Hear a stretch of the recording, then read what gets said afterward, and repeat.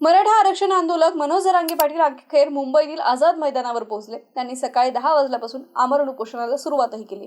पण आरक्षण घेतल्याशिवाय माघारी जाणार नाही असंही त्यांनी सांगितलं।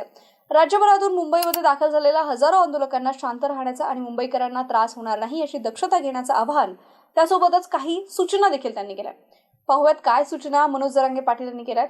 तर कोणत्याही रस्त्यावर किंवा कुठेही गोंधळ घालायचा नाही, कुणीही दगडफेक जाळपोळ करायची नाहीये। मुंबई आपण जाम केली आहे, आता 2 तासात मुंबईचे सगळे रस्ते मोकळे करा असंही त्यांनी सांगितलंय।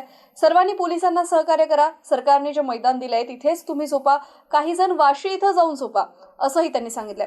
अधिकृत पार्किंगची व्यवस्था जिथं करण्यात आली आहे तिथंच गाड्या लावा, हायवेवर गाड्या उभ्या करू नका असंही त्यांनी म्हटलंय। मुंबईकरांना त्रास झाला नाही पाहिजे याची जबाबदारी आपली आहे। जे आम्हाला मुंबईत सोडण्यासाठी आले होते त्यांनी परत माघारी गेलं तरी चालेल असंही त्यांनी म्हटलंय। त्यासोबतच आपल्याला आरक्षण पाहिजे आहे, त्यावर लक्ष केंद्रित करा, इतर कोणत्याही गोष्टी आपल्याला करायची नाहीये आणि आरक्षण मिळाल्याशिवाय मुंबई सोडायची नाही असंही जरांगे पाटलांनी म्हटलंय।